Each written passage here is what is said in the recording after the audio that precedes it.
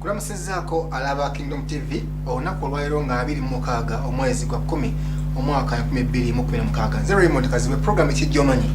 Programu eno twogera ku nsonga ssemasonga ez'amateeka ezisinga okugira ennyo abantu.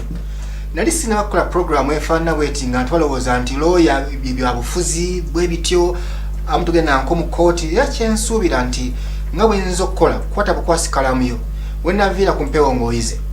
Leero twogera ku kiyitibwa bail oba kakalu ka kkooti. Leero mu ngeri y'enjawulo njagala kulaga nti ndeese omugenyi si wa bulijjo. Mugenyi gwe neegatiddwako nga sinaamukuba mu kamera amaze emyaka 26 ng'awoza mu kkooti za Uganda. Supreme Court, Court of Appeal, High Court ne kkooti zonna. Omugenyi ono singa walabako omusango gwa Jolly Tumuhire gwe bagamba house girl eyakuba omwana kaona amutte yeyagwoza. Omusango gw'amaanyi ogwamuwanga Kivumbi gwa 2005 yeyagwoza. Era singa wadde olaba ennaku zino omusango gwa Sejjusa court martial yeyagwoza. Omusango gwe tuvuddemu wakasiwuukira yabadde agwoza. Amaze emyaka 2 n'omusobyo awanirira eddembe ery'obuntu. Toyinza kwogera ku bya pleader mu Uganda abakukutivu ng'olese Lwakafuzi ebweru. Basebo ne banyabo kambanjulire pleader senior counsel Radislas Lwakafuzi. Counsel Lwakafuzi. Yes. Thanks for calling. Yes sir. Zikiriza ngambe nti wenasomedde amateeka ngasoma nnyo matters okozeko. Mboliza patulaba. Yes.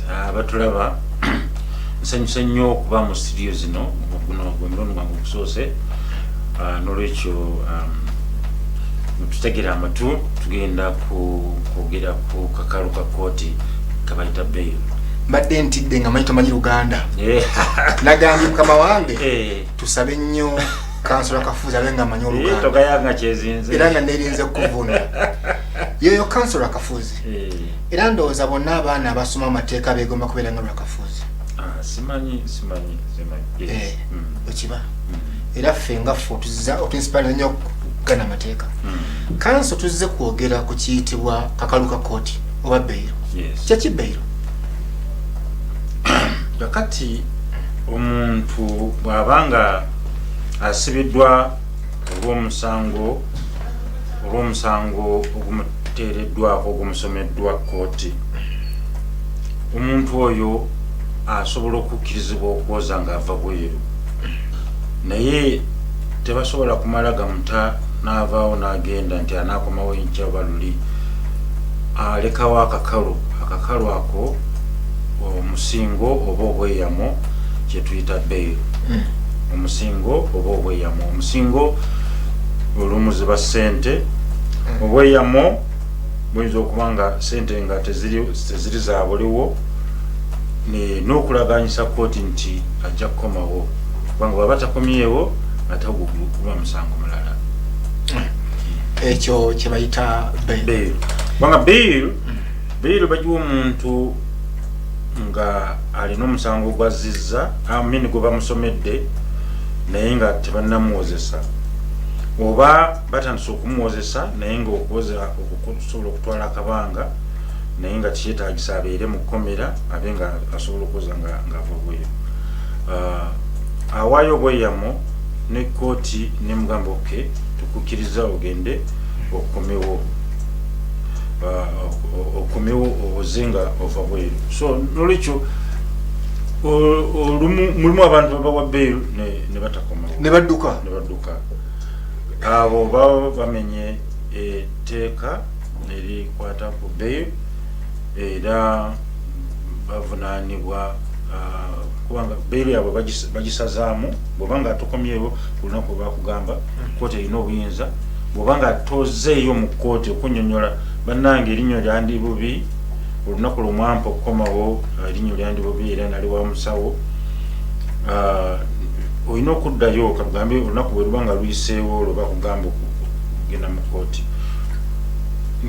olina okuddayo oba abantu abakweyimirira nabo basobola ogenda mu kkooti nebagitegeeza nti omuntu gwe tweyimirira tasobodde kujja olw'ensonga gundi ne gundi. Kakati ekyo bwe kiba tekikoleddwa kkooti ebaamu okutya nti onotera okusomoka oyinza okudduka so nolwekyawo kkooti esobola okusazaamu beyiro eyo oba kakati bwe besazizaamu beyiro bakuteekako warrant of arrest. Yes, kakati bakuteekako warrant of arrest kati bwe bakukwata kiba kitegeeza tukyali ku beyiro oba oddayo kwa remand. Oddayo kwa remand naye nga singa bakukwata kkooti noginyonyola ensonga lwaki tewasobola kubaawo ennaku ezo ze bakugamba, kkooti naye nekitegeera nti ekituufu kkooti esobola okukolaki okukuddiramu. Kale oyo ye senior counsellor Dislas Lwakafuzi ono abagoberedde ennyo emisango gya Uganda, ayagala nnyo okuwoza emisango gy'eddembe ly'obuntu. Nze era nafuna nga musajja gyawoza egimu tegirimu na ssente egisinga tegibamu ssente. Kati gwofunirawo counsellor Lwakafuzi nabeera serious. Okufunamu kubaawo in a sense that nti osobola okubaawo noba nga living a comfortable life nga naye nga tufuna sente nyingi nnyo nga many people abazimba ebizimbe byamaanyi nnyo that kind of thing. Ekyo kiyinza okuba ekizibu nnyo bwobanga owoza gino emisango gy'eddembe ly'obuntu naye ate at the same time osobola okubaawo noba nga live a comfortable life nga teweegomba. Yes, ejyaffe gino gitya egyabagambye okubeera abatujju eyo gyonna tugiwoza kisinziira kubanga waliwo abamu babayita abatujju nga tebalina musango gwe bazizza. So kakati kiba kikwata ku ddembe lya buntu. For example, waliwo omusango gumu juzi gwe natwala mu East African Court of Justice Arusha. Waliwo omuvubuka omu alina maama we munna Kenya taata we munna Uganda. Kakati lwobatta sheekh yasembayo gwe batta nga 3 June 2015 nga 3 June 2015 babahiiga. Kakati bwe bamutta nga 3 June kakati ye omwana yali Nairobi nga abeera wa maama we. Kakati ne bagamba nti akoze ki yamusse is a terrorist. Ne bajja ne bamukwata ate nga ya crossing Malaba mu May nga 15. mwalina bujulizi nti yali mu ggwanga. I mean ni papula bina webiri.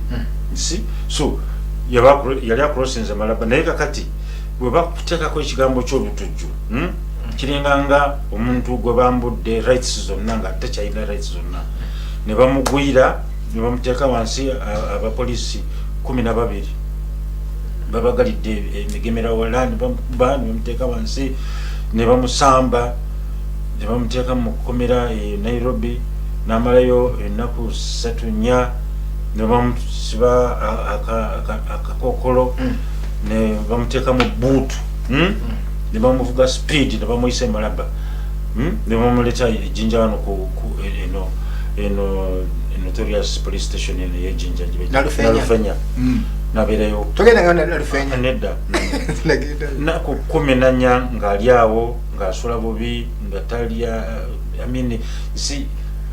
kugamba ne bamuyisa bubi nnyo tebasoose kumuwa chance kwenyonnyolako n'okuleeta n'okubuulira abazadde be n'abantu abooluganda kubanga bw'oba okwatiddwa balina okuwa chance wanyonyoleko era obuulire n'abantu naye taata we n'atandika okunoonya abantu ne batandika okunoonya nga bamubonyaabonya nti kubanga bamutaddeko ekigambo butujju. Bwe bakuteekako ekigambo ekyo kiba kitegeeza bakwambuludde rights zonna z'obeera nazo okuba nti oteeka okuwulira okuba nti oteeka okutwalibwa obulungi ebyo byonna bakugjeeko. So nolwekyo obanga kasita oba nga oli mu misango gyonna gya human rights tusobola kwewala kuyingira mu misango egyo. Eyaliko atone Jeni wa Uganda Francis Ayume yawandika akatabo ke ku nnyingo yaffe ya 23 n'agamba nti omuntu okumweyimirira aba talina musango pozi ng'azuuliddwa nti ng'agulina nti ddembe eri abantu naye nayagadde nze nkubuulize nga tuvudde ku katabo kenyina ennyingo eyo yennyini biki kooti byesinzirako okuwa omuntu beyiro mu butuufu bwakyo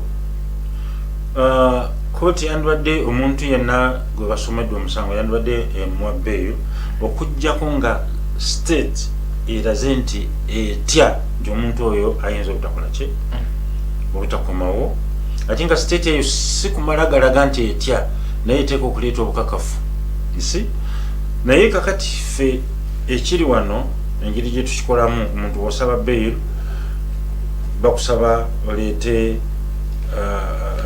wano mu high court ndaba abamu babasaba passport wakiri no passport naye bakusabye bill z'amazzi ekyapa bakusabye ekyapa kiba kitegeeza omuntu atalina bw'aba alina ekibanja olumu nagamba n'omulamuzize namugamba omuntu wabanga alina ekibanja ekibanja kiringanga freehold ate oyagala omuntu aleete lease ate nga lease eggwako emyaka 49 omuntu w'ekibanja is a freehold kwegamba ettaka lya nsikirano liri awo so nolwekyo oyo ate oyo tumuconsideringa nti kubanga tebiri muki mu buwandiike so nolwekyo ne bagamba nze mukulaba kwange ekizibu kakati kye tulina nti bail eringanga abalamuzi bo balowooza nti balina discretion okusalawo balina kwekeniya kusalawo discretion kusalawo kwekwesa obwongo bwo mu nsalawo oyo tenga decision discretion yandibadde ng'ebbeetu bugamba nti nina omulamuzi alina ebbeetu okuwa bail oba obutagiwa naye constitution yaffe si bwegisoma obulungi yeegamba nti omuntu asaba bail bagimuwe naye nga bateekeko conditions ezimusobozesa okuba ng'akola ki ng'akomawo kati sokolabe ennyingo gy'ogambye egamba nti omuntu yenna afuna omusango ogwa naggomola alina eddembe okusaba okweyimirirwa tegamba ngonno omuntu yenna aneyimirirwanga bail you have a right to apply for bail yes. Not a right to bail that is automatic kakati ekintu ekyo tukitute mu constitutional court era twagala kooti pronouncing ekikole kye ekirabe mu bulungi kubanga bail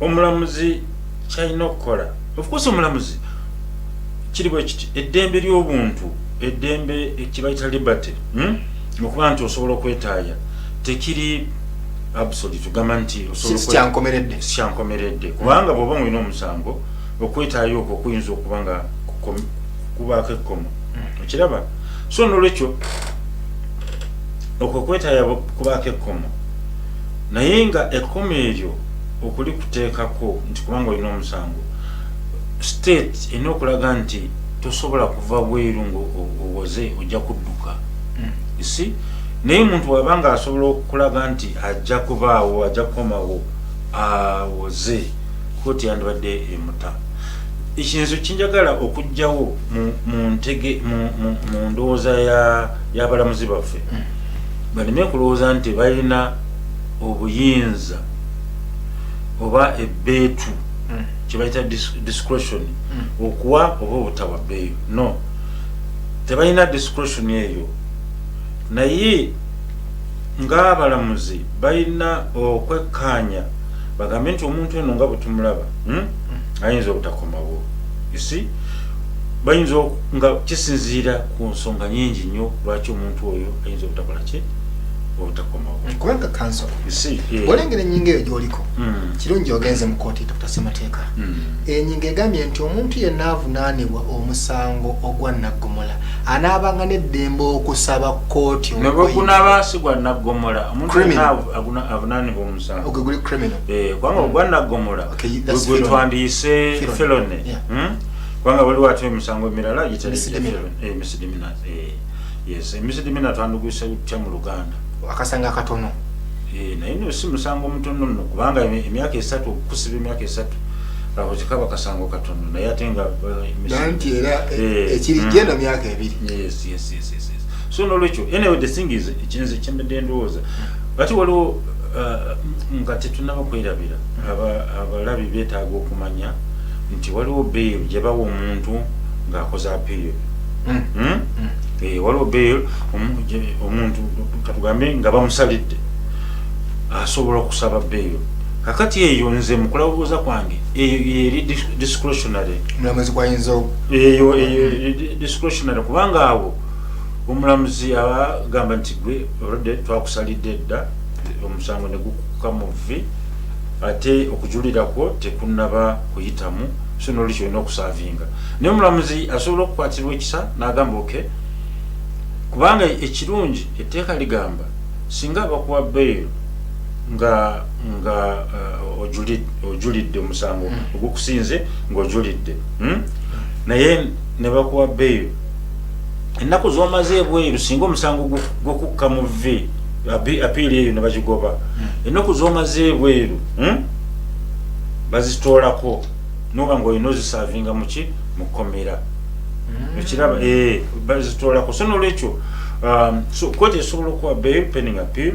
Nze mukulaba kwange awo omulamuzi akuwa bail pending appeal oyo abeera ne discretion kubanga bakusalira dda so nolwekyo omulamuzi alina okulaba n'agamba okay nankuwe bail or not. Naye omuntu atannaba kusalirwa musango nga bamutaddeko obuteesi bamusomedde busomezi omusango omulamuzi talina discretion eyo naye alina okuweyinga alina okubalansinga ebigambo ebyo twandibise tutya mu Luganda okuweyinga ne balancing okupima alabe omuntu ono asobola okukomawo oba asobola ate kankuwulire osobola gamba nti omuntu omusango gwe bamutaddeko gw'amaanyi ennyo either murder or treason naye kakati nze eyo ensobi okugamba nti omuntu gwe bataddeko murder oba treason oyo asobola okudduka ate ono gwe bataddeko okubba embuzi ye asobola okukomawo kijja kusinziira ku karakita y'omuntu embuzi asobola okudduka asobola actually ate abo petty thieves abo obusango butono ababba ebisiimula ku mulyango abo ate abo bangu nnyo okudduka kati olaga manyi tetuyinza kwogera ku bail atuyinza emisango gya Kizza Besigye egimu ku byo kooti yayogera ogwa 2 yagera n'egamba nti omuntu okumuwa bail alina okubeera nga akuze emyaka nekera nga kirya kampani n'endwadde ey'amaanyi. Kooti etuwa myaka gye egimuntu ya advanced kubanga guno ogusembyeyo era baga emyaka gya Besigye nkaaga akaddi kooti ebala myaka emeka omuntu ya advanced myaka. Okay, kakati kooti amini etteeka lyali ligamba era likyayogera nti omuntu yenna bw'abanga awezezza omuntu yenna bw'abanga ali ku musango gwa naggomola twagambye katugambe capital case robbery murder egyo misango ng'egyo egy'amaanyi ennyo egyo okukuwa bail etteeka ligamba nti oteeka okuba nga oteeka okulaga nti waliwo exceptional circumstances ensonga etali ya bulijjo kati ku nsonga ze zitali za bulijjo ze basaba olina okulaga nti oli mulwadde nnyo eyo ensonga emu ku ezo oli mulwadde muyi bakebererawa balina kukeberera ate nga eripooti eyo eva mu ddwaliro ly'ekkomera teva bweru mu ddwaliro ly'ekkomera eyo ensonga then advanced age ng'oli katugambe not age either oli too young or too old kakati by 19 I think 19 etteeka eryo we lyajjira yali 1990 sijjukira bulungi oba 1990 we lyajjira eryo exceptional circumstances could have been 1990 or 98 sijjukira naye bwe baalireetera awo ne bagamba nti advanced age eri 50 years kubanga mu biseera ebyo abantu on average nga bafa ku myaka 55 kakati on average kakati emyaka 15 giyise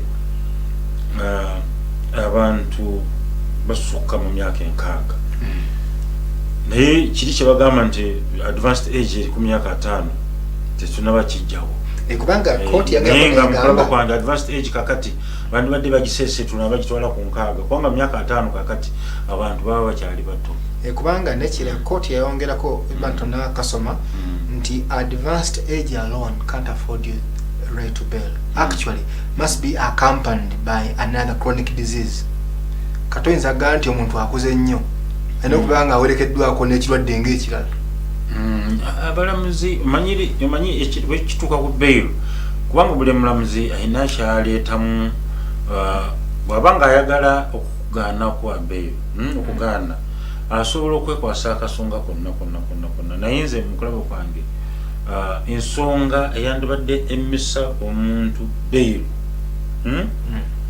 omuntu baba bamaze okumupimamu nabalaba nti omuntu oyo ayinza okubomba n'atokomawo okudduka n'atokomawo omuntu oyo tebandimuwadde bail naye omuntu bwabanga balaba nti ajja kukomawo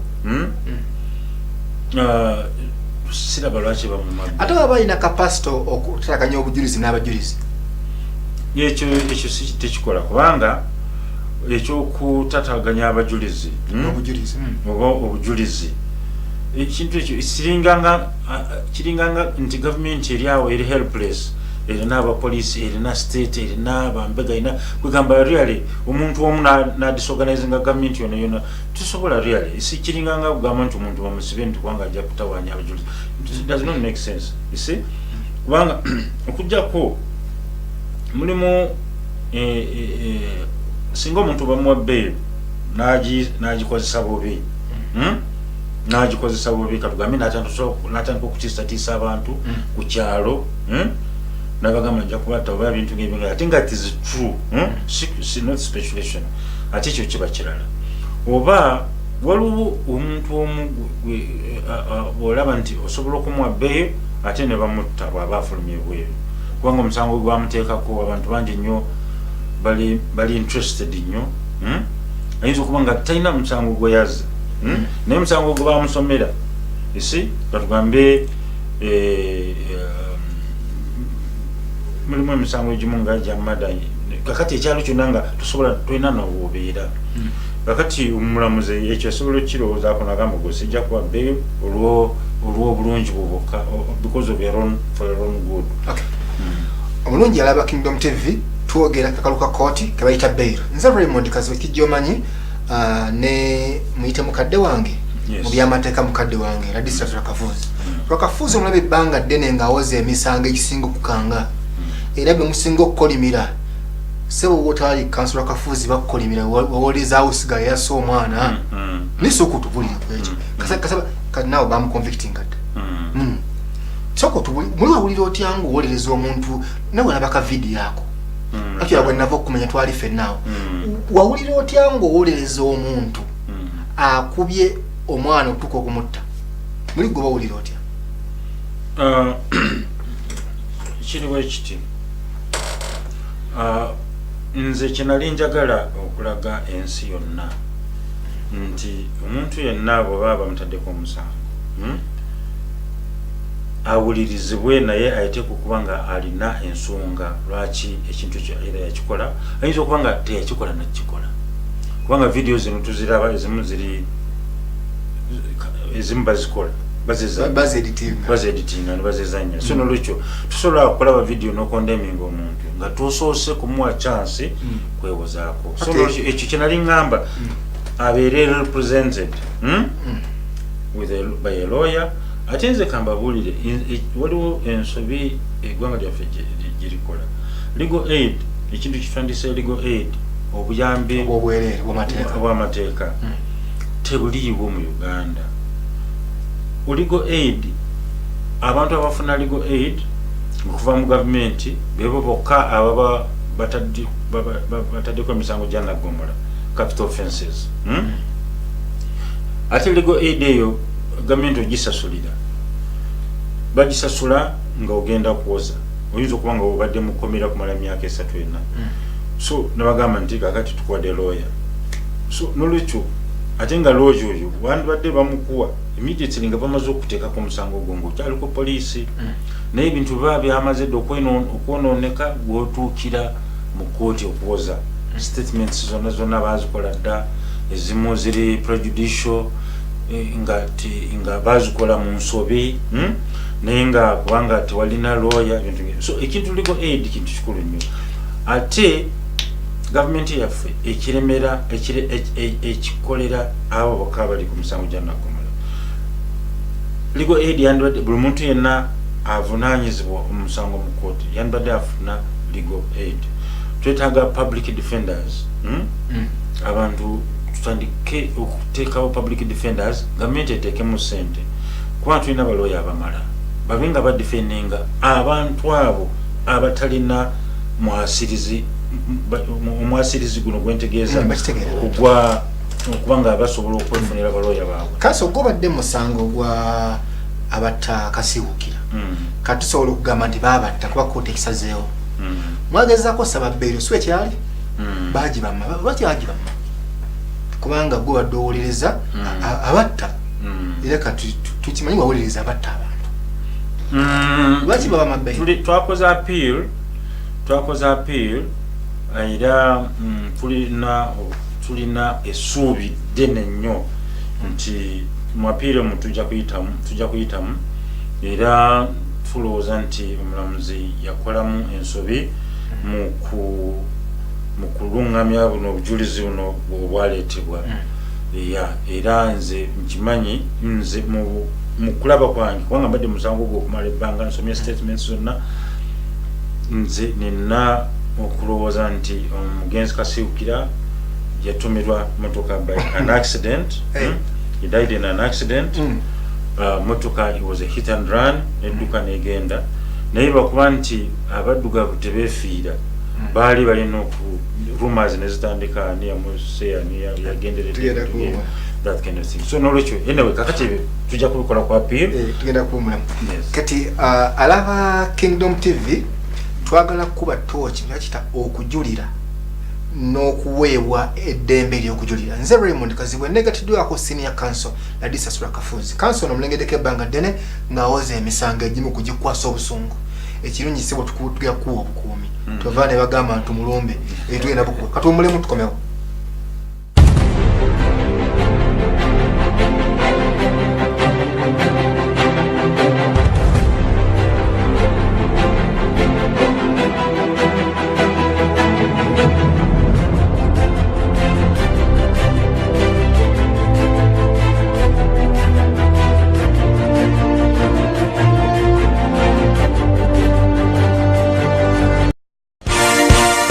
This is Kingdom TV. Omuliro gwa Katonda. Omuliro gw'ebyamagero gwaka sizoni eno mu biro ebisembayo.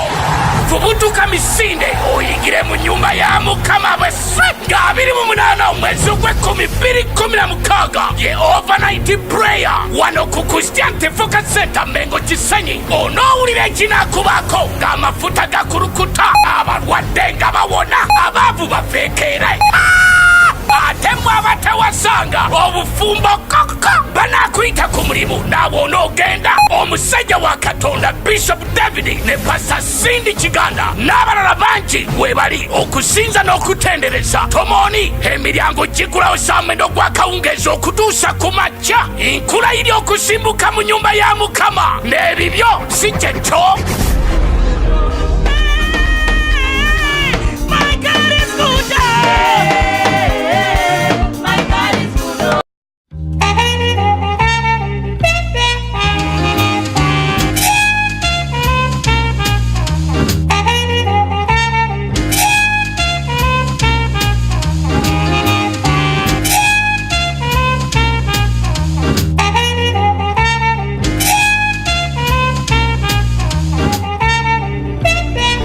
Computing Limited is here to represent your greatness and make you known with a high level of professionalism backed with maximum satisfaction and perfection. We offer quality services in general printing like posters, books and magazines. Also large format printing such as teardrops, billboards and roadsters. We also do the finest branding on mugs, cars, wristbands and wall clocks. Find us at Namuongo, Muwuliriza Road. Telephone number 0392178141. Quick Computing Limited, quality with perfection.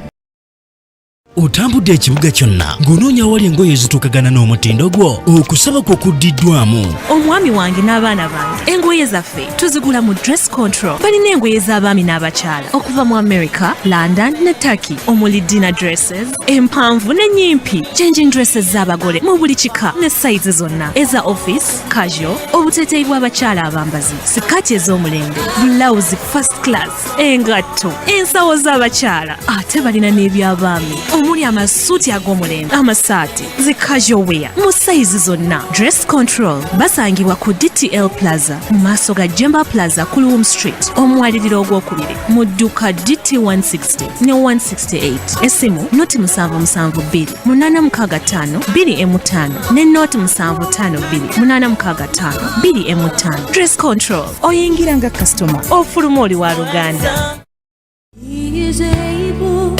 Weetaaga amaka ag'omulembe wano ku God's Able Home of Curtains ne God's Able House of Textile tulina curtains mu bika byonna omuli curtains ne nettings, rails ne pipes, tie back holders, rings ne hooks, bed covers ne tablecloth, chair backs, cushions ne school uniforms mu bika byonna. Tutunga n'emisono gy'engoye mu bika byonna. Tusangibwa ku Loom Street, Jemba Plaza, edduuka K-Kaga Mwemu ne Avema Shopping Center, Chiyembe Lane, edduuka A2. Atwetaaze tukubye ku simu zino wammanga.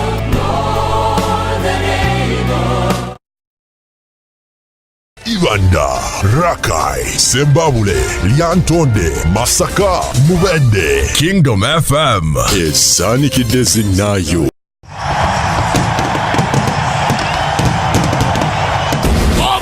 Tuse nyanjura mukama jawa domu kisa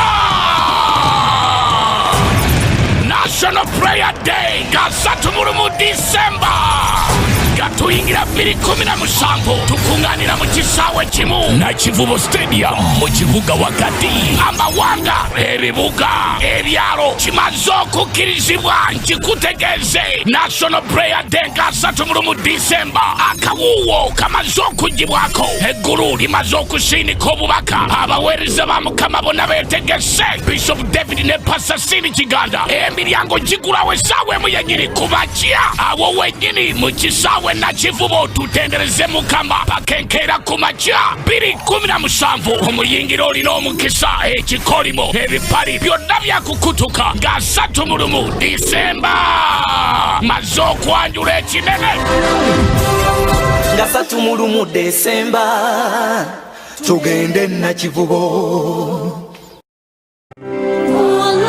Bishop David wamu ne Pastor Cindy Kiganda bakwaniriza mu services zaffe ez'enjawulo mu Christianity Focus Center Emmengo Kisenyi. Buli lwa Sunday tulina service 3 ng'esooka emanyiddwa nga morning service eva ssaawa 2 paka 4 kitundu ez'okumakya eyo nga ya Luzungu na Luganda. Eyokubiri emanyiddwa nga main service eyo ng'eva ssaawa 4 kitundu paka ssaawa 8 ez'olweggulo eyo nga ya Luganda lwokka. Ate eyokusatu emanyiddwa nga deliverance service eyo ng'eva ssaawa 10 ez'olweggulo paka ssaawa ez'akawungeezi. Tukwaniriza okusinzaako wamu naffe. Katonda mwetegefu okukola ku bye weetaaga mu Christianity Focus Center Emmengo Kisenyi. Obulamu tebujja kusigala kye kimu.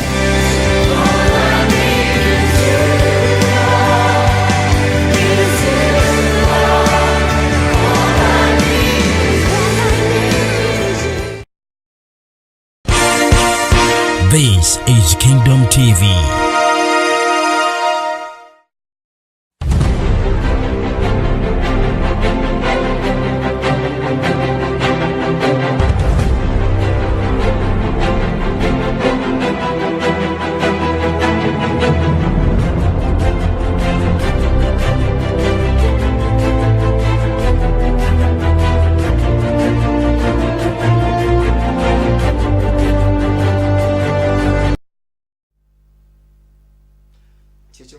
Isako buto alaba Kingdom TV Wednesday no tuogera ku kibayita bail kijjo manye program nze Raymond Kazibwe nasala okweteba plead abamanyi boyita abamanyi abaludde mu practice okubanga tugenda maaso namusaba ku bayizi banga basoma amateeka manyi program bagiraba era basoma bingi kyolina okukola kwate kalamu oberenga wandika njagala ogambe nti at least utabeera ku TV eno ona kiwayigamu tuoga kibayita bail bakakalu kakoti era negatiddwako munnamateeka omukukutivu abona asoma amateeka basobola okunjulira kizibu okusoma judgment nga ttano tufunyemu ya rakafuzi so negatiddwako senior counsel Adisias Rakafuzi awozezza emisango egy'amaanyi gimu ku gikanga era nali sinaba kumanya bintu bino nga nali sikwagala sagala nali sikwagala nali sikwagala era kaseera ko mbakulaba counsel Rakafuzi atwali kubaganya nga ngamba omusajja ono atandika nembe nawe sebi kati counsel tulina kye bayita cash bail ne kye bayita non cash bail eriyo ku akaluka koti nguwaddeyo kasente akala towaayo nyego binyiro mtu akitegeere non cash towerayo ddala oba waayo cash zibazitya ne koti ezigereka etya kibolera akati non cash bail ne cash bail jona giba misingo naye waliwo omusingo oguli futuristic ogamba nti nze kino kyenzija singa mba sikomyewo this is what I will lose ekyo kyenzija kibajja okunzijako ekyo kyebayita non cash bail. Cash bail egamba nti bwemba sikomyewo zino ze sente zingenda okufiirwa n'ekikalu cognizance. Yes. So nolwekyo kisinziira ku mulamuzi. Abalamuzi bangi babeera n'ekisa ne balaba nti omuntu abadde mu kkomera talina na sente za bail ate nga balina essuubi nti ajja kukomawo kubanga zino sente zawaayo katugambe miliyoni bwe ziba 5 oba 6 si ze ziwaliriza omuntu okukomawo. Abantu bangi nnyo abantu baffe abasinga abantu balamu abantu baffe abasinga abantu balamu bw'oba koti emwesize naye ajja kukola ekintu ekyobwesiga akomewo pleading awoze omusango gumukke mu vvi bamusibe naye nga tadduse abayaaye be badduka naye abantu baffe abasinga abantu balamu era bagondera amateeka era batya nnyo gavumenti. Abantu baffe abasinga nani cash towaayo nani cash towaayo sente n'emu. Kati cash yani azigereka era ozisasulawa cash eyo discretion ebeera discretion y'omulamuzi okugamba nti onowaayo oba omutwalo oba emitwalo 10 oba miliyoni oba miliyoni 10 ekibeera ku discretion y'omulamuzi. So nolwekyo awe ngambira nti omulamuzi bw'aba asalawo okukuwa bail ayinza okusalawo okukuwa bail nagamba ojja kuba cash oba non cash. Kakati awe wali discretion exercise of discretion ogamba nti eneba cash oba tebeere cash. Naye nze mu kumanya kwange omulamuzi talina discretion mu kugamba nti ajja kuwa bail oba taakuwe. kyali kikubaddeko senior counsel n'ogenda omulamuzi nakugamba wa registrar nakugamba nti kanino counsel Rakafuzi ontugenda muwa nani cash ya bukadde 2 yes n'empaka obukadde 2 kikubanka ekintu ekyo nabala kyakusabayo omulamuzi sikirabanga oli wa mukisa ekyo sikirabanga kubanga first of all kiri illegal tekikirizibwa era omulamuzi yenna baba akikozebwa ati aba avunaanibwa era tokiwulirangako sikiwulirangako kalize kankikubuulire oluusi we bagamba nani cash agenda gamba bwe sigikuwona nkola ki nitayoku obukadde 2 nawe n'ogamba client wo naye omanyi nti tunda ye ente nnya era sente tuzita cast money kuba omuntu talina sinatunda ente ayinza okugenda n'azikuwa nga zakikoli mu ozimba ennyumba n'egwako n'ekitundu. Okay, nekirala tulina omusango gwali gwa 25 gwali gwa kulya mu nsirukwe abantu bano bagendanga high court bawadde bail amagye ne ga Black Mamba ne gabasalako kintu ekyo kyogerako ki anti era gavumenti bagikondemminga nnyo ne ULS Uganda Law Society negenda mu kooti newakanya ekintu ekyo era ne babakondemminga era omusango gumu ku egyo gyagenda mu South African Court of Justice era gavumenti ne bavunaana nnyo olw'ekintu ekyo kye bakola ate tebakomaawo nduuza bakiddamu era 2007 era bakiddamu kugamba nti olumu gavumenti yaffe egondera amateeka olumu tegagondera so kisinziira naye nga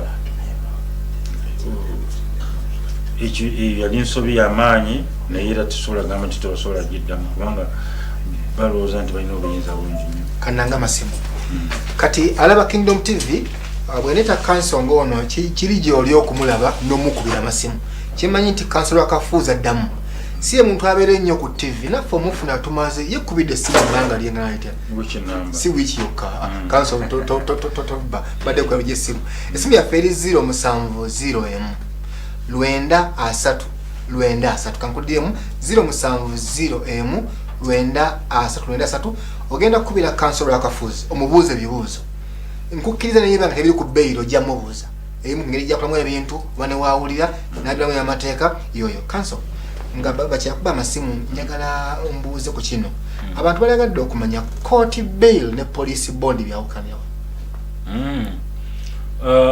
police bond first of all temubaamu sente eya Uganda towaayo sente neemu eya Uganda tewaayo sente teyina kubeera sente naye nga mu Uganda waffe sijjanku muntu ku police ku bwereere of course ekyo kyo kituufu abapoliisi bw'wabayo omusango olina okubawa sente batambule nawe ozibawa twogera mazima nze sinaba kuwabayo siwaba musango nze mpolereza abo ng'ogenza okugyayo omuntu ku poliisi ng'ogenza okugyayo omuntu ku poliisi sinawaayo sente ogyayo mujje well we argue naye nga babeera bakutegedde nti lwakafuuzi yasi naye nga ekituufu kiri nti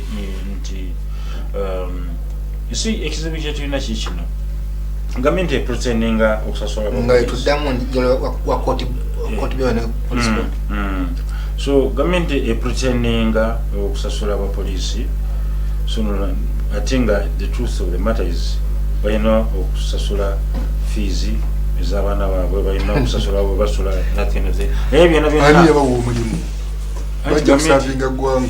yes exactly naye balina okulya balina okubaawo so nolwekyo so abantu bano kizibu nnyo okugjako omuntu nga atadde omutwe gwe n'aguteeka mu musenyu n'agukweka kizibu nnyo okugamba nti abapoliisi baffe sagala kitwala nti bali enguzi kubanga really kulya enguzi kyandibadde ekintu kugamba nga sikyalwatu ate nga sikya bulijjo naye kakati kiringanga wowandiika bakuba amasimu ali ku ssimu bw'okuba tuteekawo amateeka gaffe nga tumipoga by'amateeka bw'ogenda n'okuba essimu n'olya nga toyogererawo toyogera ng'olinda gwe bw'olaba nga essimu yaffe eri 070 930 eri 077 02 99 kudyamu esembayo 077 02 99 esooka eri 070 Kingdom TV. Wakati wewe mwenyewe kutoka kanso ya Kafuzi. Wale kutoka kanso ya Kafuzi. Hello, mzee. Nze katimbo livingston okubana kumukati. Katimbo kumukati no muyizi. Era mbadde njagala kubuuza. Njagala kubuuza kanso ya Kafuzi nti omusango gwa Dr. Kizza Besigye gunaggwa gutya? Ono simulamuzi.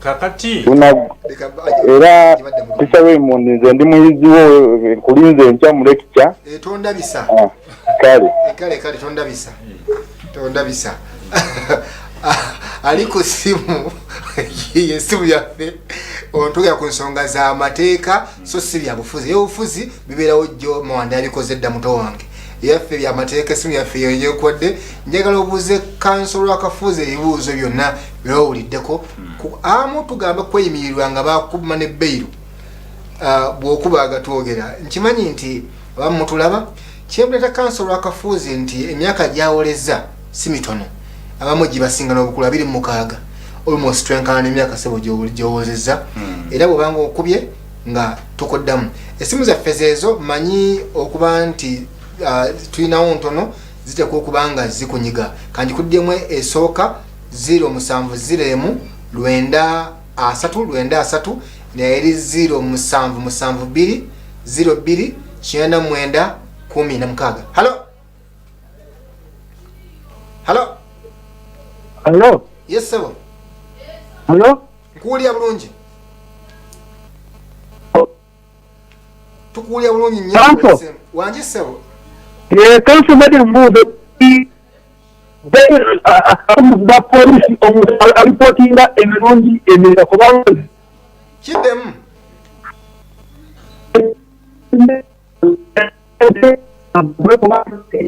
network clear otumufiiddwa network clear okifunye awo cancel mugezi bond reporting for how long reporting ku bond mirundi emeka akifunye yesimu yaffe njagala tubuuze cancel sagala kumutampozi nga abazzeemu era ndowooza nina okukkiriza kwa maanyi nti wanaviira ku mpewo ng'akuzeemu tulina ebibuuzo ebimu ngwe nayebuuza aludde mu practice asagala nnyo omubuuze byabufuzi nti oli wa kibiina ki mpozi ssebo nga wafunye ekibiina wakifunye okyali pleader talina kibiina council has to be above reproach era tumubuuza nti ebikukomera ndowooza tusooka tuddemu abo kakati Mr. Katimbo Livingstone wa Umukat abadde abuuza nti omusango gwa Besigye gunagwa gutya. First of all omusango gwa Besigye gisuka mu 50.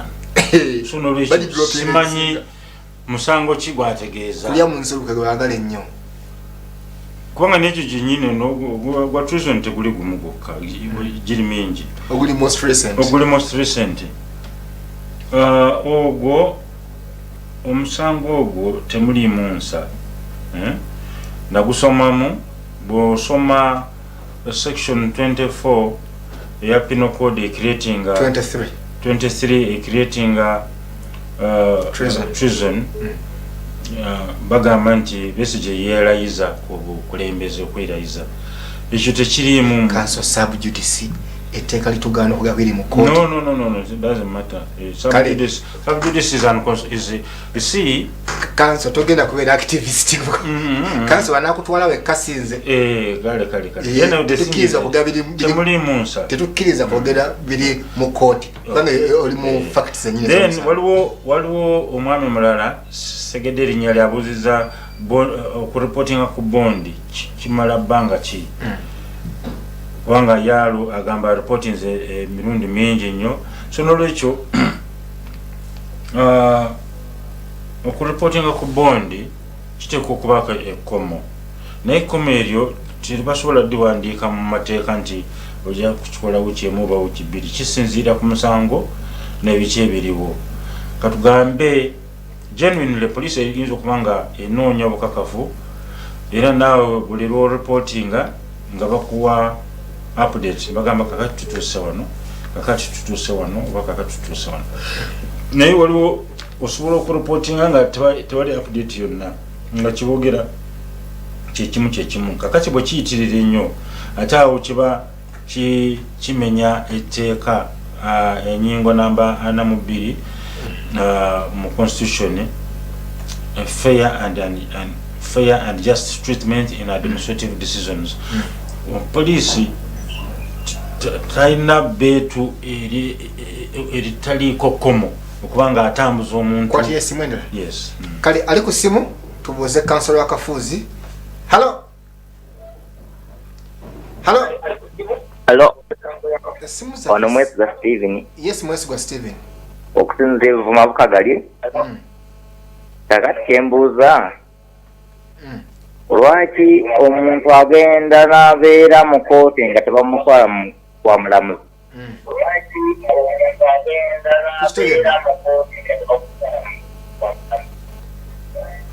Kale tukwatire ndozo mwalomu kuba kansa awulira akooye. Tugenda kukwata essimu emu kulofunda w'obudde kanso addemu abantu babiri bokka abena agenda. Hello. Yes sir. Tewewulira kuba. Hello. Nze Sirwadda Wilson. Sirwadda okuva na Lukolongo.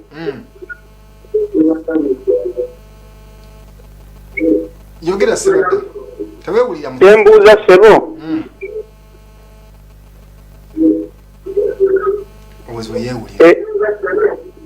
Omuntu nga bamusalidde emyaka katugeze emyaka 5 bamusiba emisana babala misana na kiro kale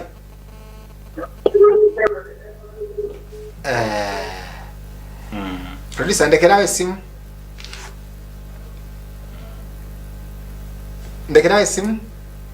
kale kakati zino sembayo nakati Mwesigwa Steven abuuziza ekibuuzo lwaki abantu bakandalirira mu makomera nga tebabatutte kubawoozesa. Ensonga eyo nkulu nnyo mu ggwanga lyaffe. Ensonga ebeeza abantu bangi mu makomera nga tebawoozeseddwa. Ensonga esinga obukulu eri nti abalamuzi batono ate emisango mingi. Ate gavumenti yaffe okuba n'abalamuzi abamala tekitwala nga priority oba nti ekintu kiri awo kyetaagisa. Gavumenti yaffe priorities zaazo zitwandiise ekifuula nnenge. Kwegamba ne tufuna ba administrators ne tufuna katugambye ba MPs bagenda kwera 15,000. Ba MPs 15,000 babaga amateeka mangi. Naye nga ba MPs bo babaga amateeka ne bagakola naye nga kooti ze zirina okugateekesa mu nkola. Bo bali ogataputa kooti nga yina okukola ki ogataputa. Kakati kasita bano bayitirira obungi ate bano nga bali batono tebakitegeeza tewali rule of law. Amateeka ago tegajja kutaputibwa era tegajja kukola ekiraba. So bwandabaddewo balance kyova olaba nti mu demokrasiya zonna bagamba gavumenti erina emikono amasiga asatu. Amasiga asatu ago ga ekitongole ekiramuzi, ekitongole ekya parliament ekikola amateeka ne executive eteeka ebiragiro mu nkola. Yes.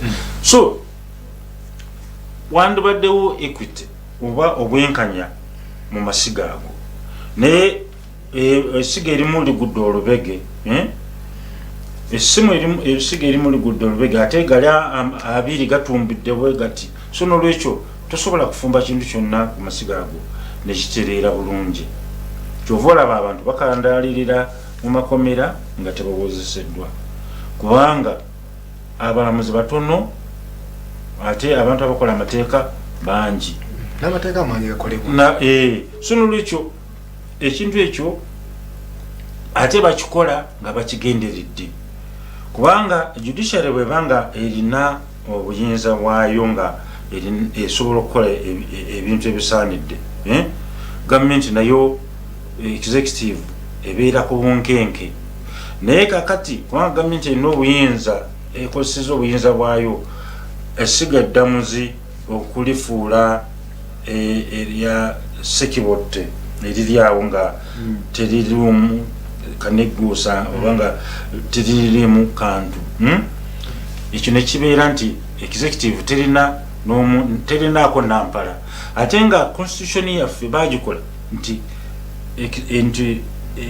esiga eddamuzi libenga nampala kuki ku executive kubanga aba executive bakola ensobi bano bawenga basobola okuba checkinga so nolwekyo yensobi eriwo era egenda kubanga bakigenderera era temugamba nti sente tezimala kubanga sente zigenda mu MP nyingi nnyo naye kakati sente zibayina zandibadde zimala okufuna abalamuzi ofuzi byolimu twogera ku mateeka twogera ku constitution twogera ku equity ebyo byonna biri mu constitution you see so then nekirala Sorada Wilson wanolukulongo agambye nti omuntu bwaba musibye emyaka 5 servinga banga ki so nolwekyo etteeka lya bamusiba misana na kiro bakiro kyokka Prison Act, the Prisons Act of 2005 ligamba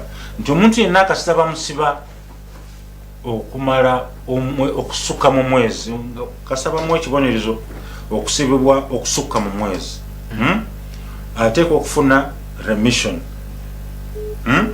remission eyo eba a third oba kimu kya remission kakati remission eyo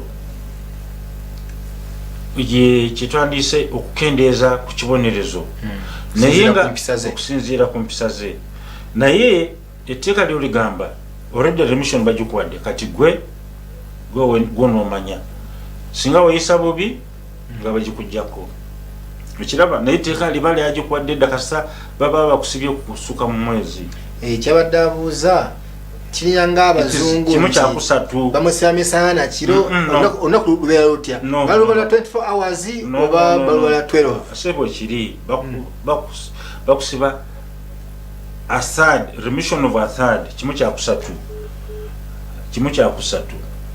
bwobanga oyisiza bulungi kino kiyamba amakomera okubanga basobola okumanaginga population eyo erimu kwe kubawa obuyinza okubanga bawa remission n'okugijjako ekiraba naye remission eyo kiba kimu kyakusatu sigamba nti bakusiba misana na kiro no kimu kyakusatu kagambe kimu kyakusatu of 5 is 2/3 so kiba kitegeeza ojja kukolayo three out of 5 ojja kubaayo emyaka 3 kampisewo kana kalango abana Kingdom TV fano nga abasabira neggwanga lyonna nga 31st December tugenda kivubo okusaba tukuyita nti twagala ate genda nga mwaka gugwako ate oyite kansula kafuza akuwolereze nga police ekutte nga wekibipiira nawe kansula kafuza sebo jangu osabeko naye ofuna akadde akasaba osabira wa kansula ngira mazima nsaba especially bamanga nebase nenda council jangu mu kisaawe nze ngenda kufuna VIP card yo ngenda saba kansula kafuza ngenda kusaba musumba kiganda mukulu munno ngenda kumusaba VIP card yo nze nje kuweretera ojje mu kisaawe tusabire emikisa tusibule kakati nga tusibula njagala ntegeeza abantu nti abantu bangi nnyo basibiddwa emyaka 5 6 onsobi amaanyi nnyo ensobi amaanyi kubanga tujja amakomera gajjudde wano bwotuuka wano ku Maction Bay abantu beebaka in shifts bakiyita batyekyo paka saa 6 zekiro mu mpalo nakati ekyo si kituufu tekyandibadde nga kikolebwa eddembe ly'obuntu tekikkiriza ne constitution tukweyaziza okujja kati council manyo ekawona abo vasapolo ojja kulaba program tugiddamu ku ssaawa 2 njagala weeraba olengere wayogere nti atubaka mu mpalo nange nza kulwaba nange Joseph Lyaguma nawe ninayo Joab Tuhire ninayo Alfred Mirimu ali mu byuma mukama wange Kakayire Michael ndoza kuba mukama wange omusumba Bishop Kiganda mbasibulako bagamba nti sube bulungi mwaraba. This is Kingdom TV.